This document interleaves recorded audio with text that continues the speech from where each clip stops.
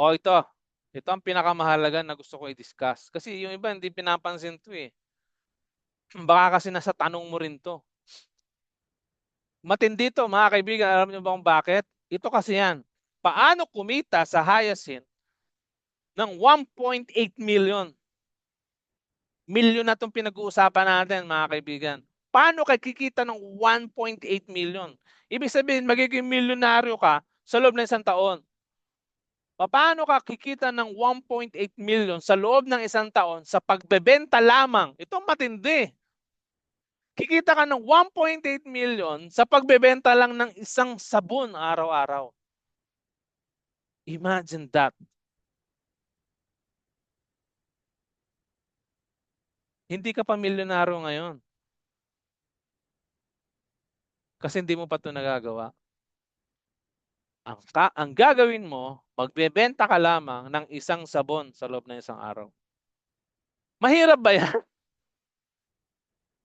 Alam nyo, sa isang tao na merong goal sa buhay, yung seryoso talagang maging successful, kahit yung isang product walang kwenta, basta may programa o strategy na ganito, gagawin niya yun eh. Kahit walang kakwenta-kwenta yung product, ang product natin ang ganda. Tapos, napakaganda pa nung mga strategy na ituturo natin.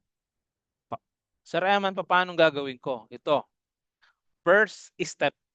Ayan first step. O paano kumita sa Hyacinth ng 1.8 million sa loob ng isang taon sa pagbebenta lamang ng isang sabon araw-araw. Ito ay hindi para sa lahat. Take note Itong ating specific na strategy na to, hindi ito para sa lahat. Kasi para lamang ito sa mga tao na committed. Siyempre gusto mo to. Ay 1.8 million yan. Gusto ko yan. Pero ang tanong, committed ka ba na gawin ito? Kasi yung iba gusto lang pero ayaw gawin ang trabaho. Kapag ayaw mong gawin, lumayas ka, wag ka rito. Mag-dropshipper ka na lang. Wag mong gawin ito. Kasi ang first step dito, kailangan ikaw ay district distributor. Take note. Kailangan ikaw ay district distributor para kitain mo ang 1.8 million. Pag ikaw ay local, hindi mo ito magagawa. District distributor ka dapat. At least, At least district distributor. Para lang ito sa 250 na tao. Bakit 250? Kasi meron lamang 250 o 253 na district sa buong Pilipinas. So hindi lahat pwedeng gawin ito. So ibig sabihin, 250 tao lang ang magiging multimillionaire sa Hyacinth. Na gagawa nito 250 lang. Ngayon, ang tanong, sino yun? Yan. Sino yun? Ikaw nang bahala. Kaya nga, hindi to para sa lahat ng tao eh. Para lang to sa may mga commitment. First step, ayan. Nilakihan na natin yung mga fonte para mas maano eh.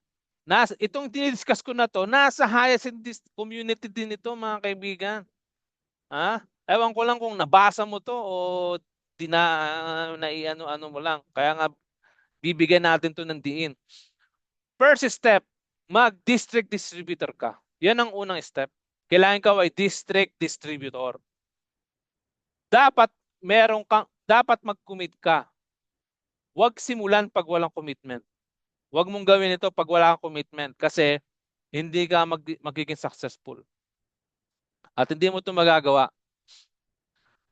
Ito ang first step Kailangan ikaw ay district distributor. Ito ang gagawin mo. First step. Magbenta ng isang sabon araw-araw sa loob ng isang taon. Matindi yun. So, siyempre, kinekwento mo na. Ilan ba ang taon sa isang araw? Sa isang taon, ilang araw sa isang taon? Isipin mo, 365 days.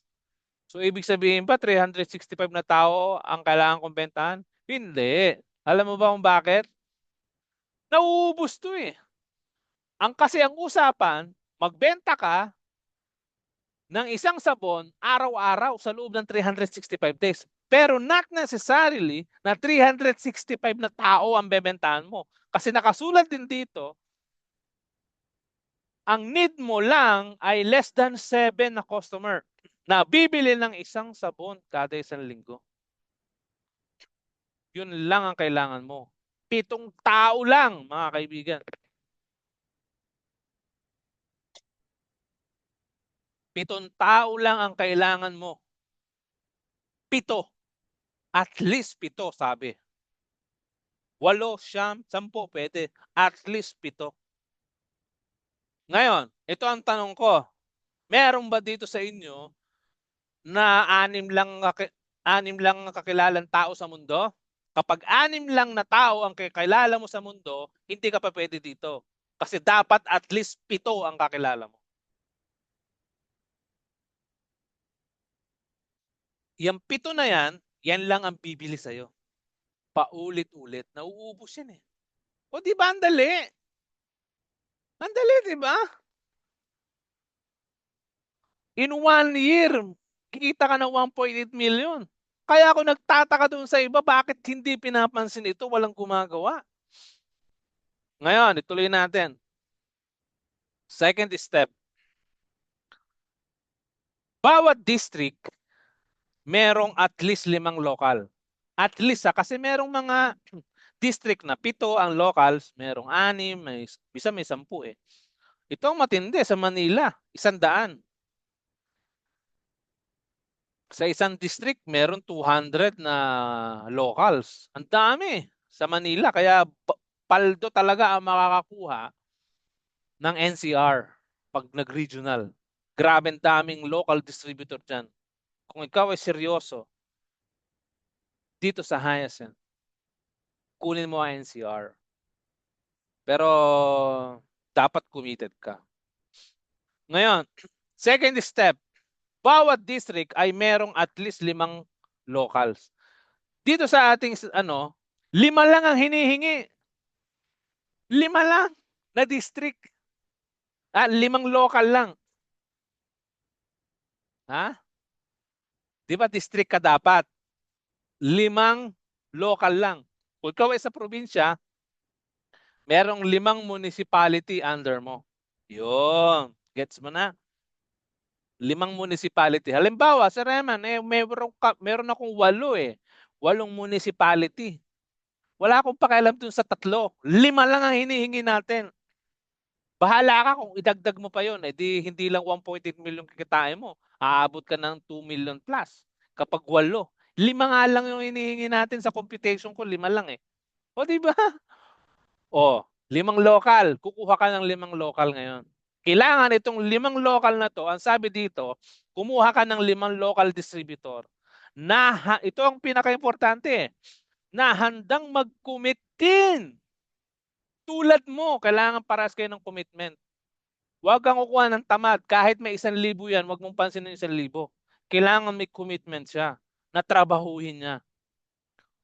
Huwag kang kukuha ng tamad kasi masisira ito. Mahihirapan ka. Kasi pag kumuha ka ng tamad, ikaw ang tatrabaho. Ikaw ang gagawa dun sa kanya municipality. O, wag mo nila siya kunin kasi wala naman siya silbi.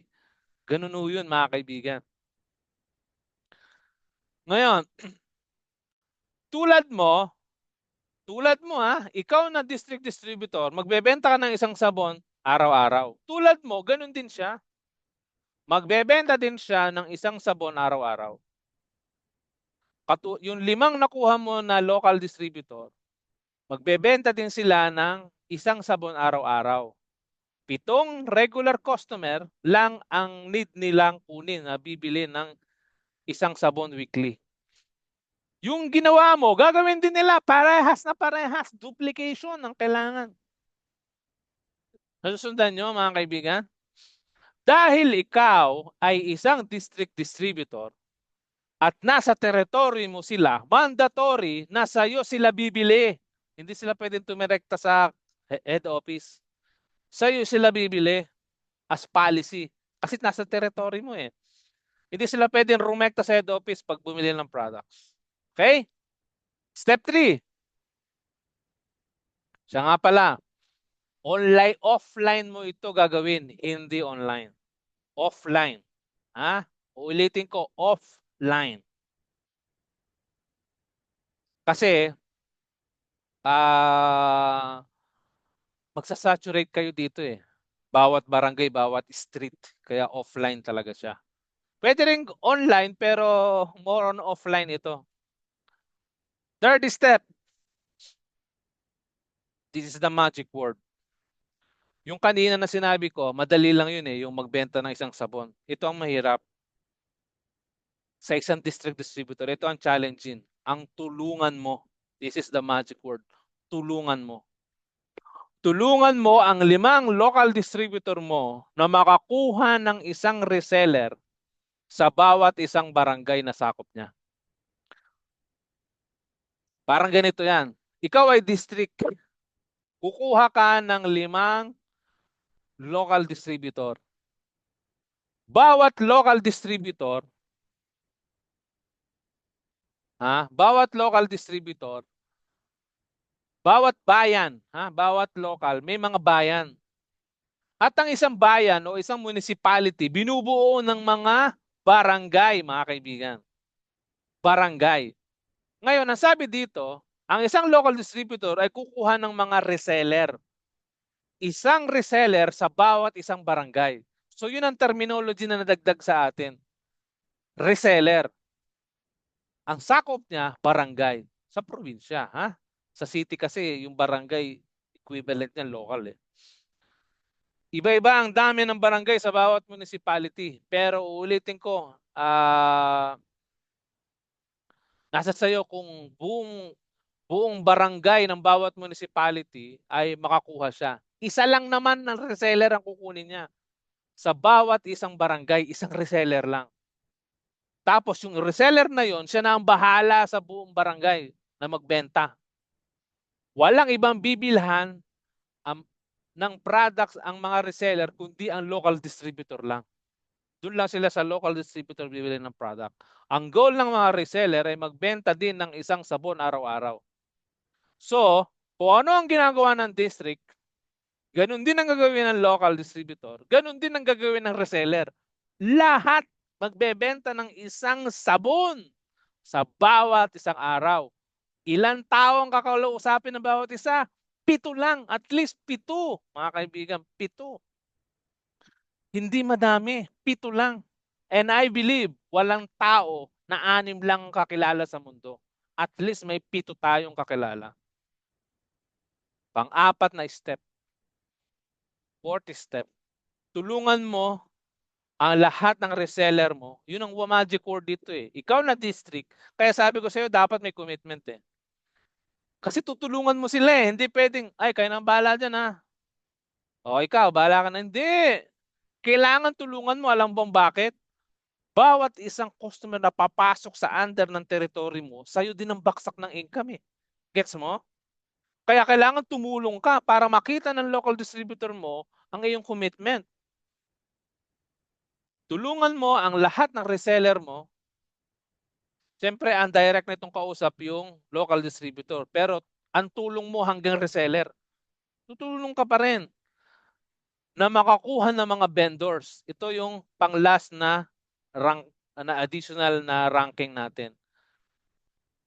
From local distributor, merong reseller, ito ang next yung vendor. Itong mga vendor, ito naman ang sakop nila bawat street. O yan.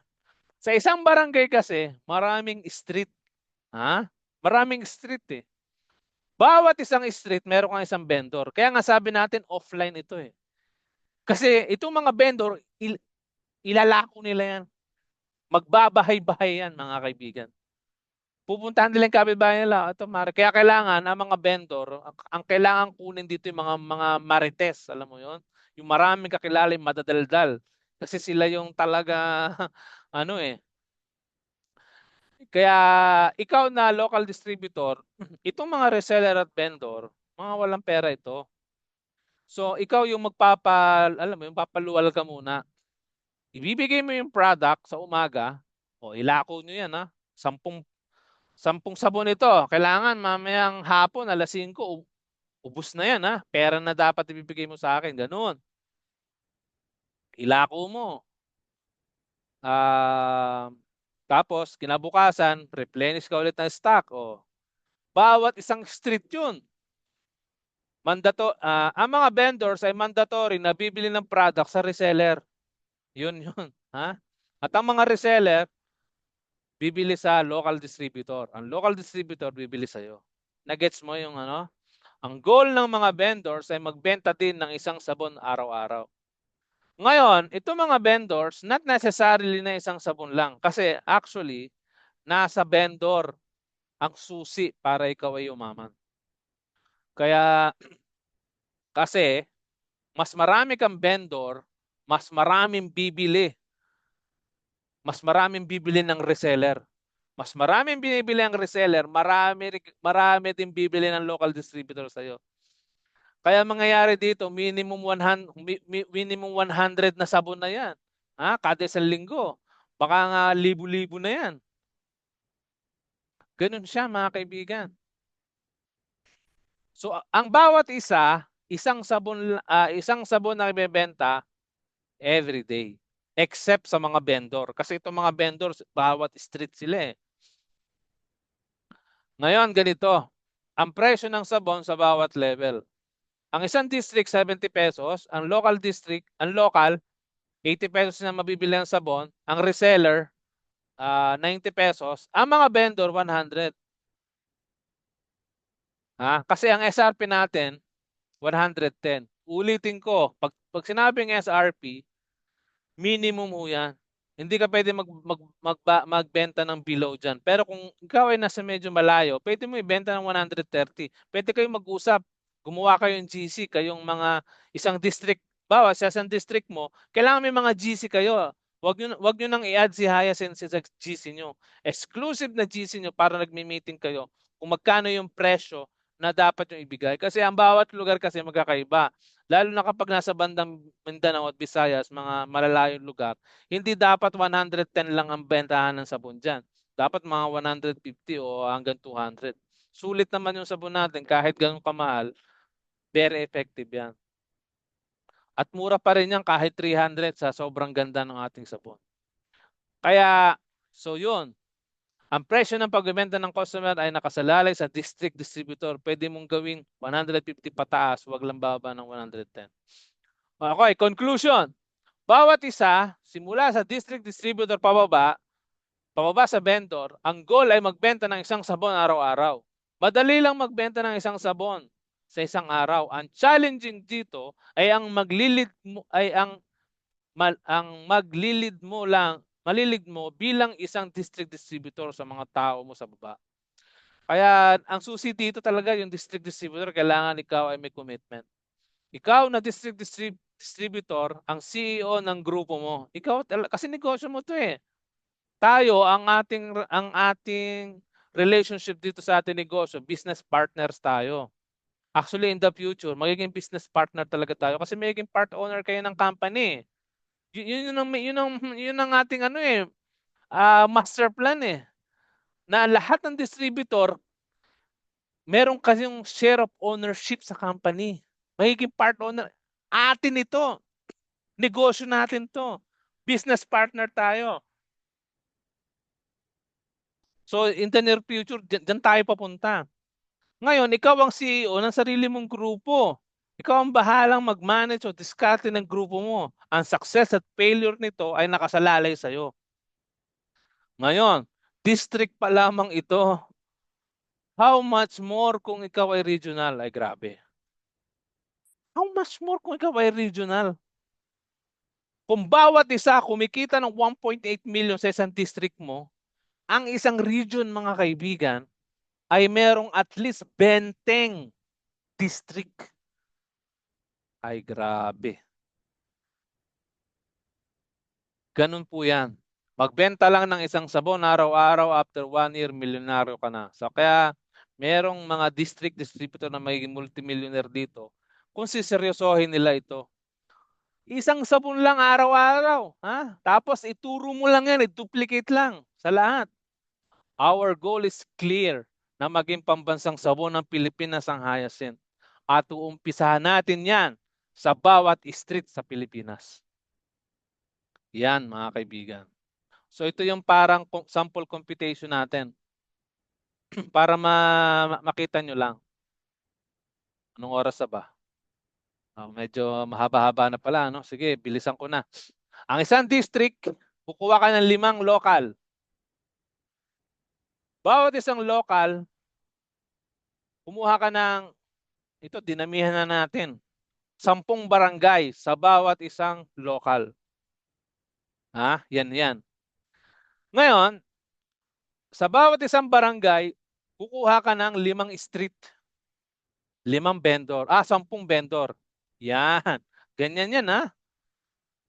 Bawat isang barangay may 10 vendor. Kasi at least may 10 street dyan. O, depende, nagbabari yan. So, ganun ang gagawin mo. Sa Note. rescue bingi po, Yes. kakalahati lang po yung nakalagay. Anong kalahati? Pakigitna po, pakigitna. Hindi, may kasama pa yan. Oh. Ayan. So, note, this computation is based only when each person sell 1 soap per day. If 2 soaps a day, it will be doubled, or if 3, it will be tripled. Kaya ito matindi, mga kaibigan. Yung pinag-uusapan natin kanina, yung 1.8 million, kikitain mo yon kapag isang sabon lang ang binenta mo bilang isang district sa isang araw. Paano kung 2 sabon ang gawin mo? Ibig sabihin, hindi na siya 1.8 million sa isang taon. 3.6 million na. Kasi tinoble mo eh. Paano kung triplehin mo pa? Ibig sabihin, nasa sayo. Ang kita mo kung paano orientation ang gagawin mo sa yung district. Kasi ikaw ang CEO eh. Itong tinituro nga natin, isa lang eh. Paano kung 3 sabon? Sa bawat isang araw, ang ituro mo sa bawat isa. Aba, 1.8 times 3 is almost 5,400. 5.4 million bawat ano. Grabe yun, mga kaibigan. I-divide mo yan per month. Laki nun. Isang district pala yan, Ngayon, if you are going to analyze, nasa sipag ng vendor nakasalalay ang if madodoble o matitriple o quadruple or 10 times. Grabe, pag 10 times mo yan. Halimbawa, sabihin mo sa mga vendor mo, actually sa mga vendor nakasalalay eh. Kung ang mga vendor, isang sabon lang kada isa, 1.8 million ka lang. Pero kung ang mga vendor, magbenta ng 10 sabon, araw-araw, bawat isa, grabe, times 10 ka. Kaya nasa vendor. Vendor is the key. Kaya nga, ikaw na district, imo-monitor mo hanggang baba. Alam niyo yung mga vendor, yes, malit lang kikitain nila pero hindi sila ganun pagod. Bakit? Isang street lang eh. Isang street lang eh. Puro mga kapitbahay lang niya bebentahan niya. Puro mga kapitbahay lang niya. Tapos magre-remit sila everyday sa reseller. Wala na siyang pakialam sa reseller. O yung vendor, kumita siya ng 1,000 a day. Not bad. Sa isang vendor, no, kumita ng 1,000 na ano. Kung tig sa 10 yung ano niya, kung sisipagan niya. O sabi nating 10, 20 ang kita niya. O 200. Pwede na yun eh. Isang lakad mo lang naman eh. O kung masipag siya, 100, sige. Ay grabe yun. Kaya mahalaga na masipag at maglako ang mga vendor. Offline to kasi ilalako talaga nila. Kapag tamad ang vendor at isang sabon lang ang maibenta niya per day, 1.8 million lang kikitain ng district distributor. Dito, pinakita ko, ang kikitain ng district distributor dito ay 1.8 million per year. Kapag isang sabon lang, ang local, ang district distributor ay kikita ng 150,000 per month. Malaki na ho yan, mga kaibigan. Or 1.8 million per year. Kapag ang isa, tao, nagbenta ng isang sabon lang every day. Ngayon, itong mga local, kikita sila ng 30,000 per month. Not bad pa rin, di ba? Ang mga reseller, kikita ng 3,000 per month. So, not bad. Kasi, reseller ka lang eh. E di, kung gusto mong mas malaki, mag-district ka. Ganun lang naman ho yan eh. Ganun lang kasimple ang logic dyan, mga kaibigan. Kung gusto mong kumita ng mas malaki, you have to spend some capital. Ganun po siya, mga kaibigan. Okay?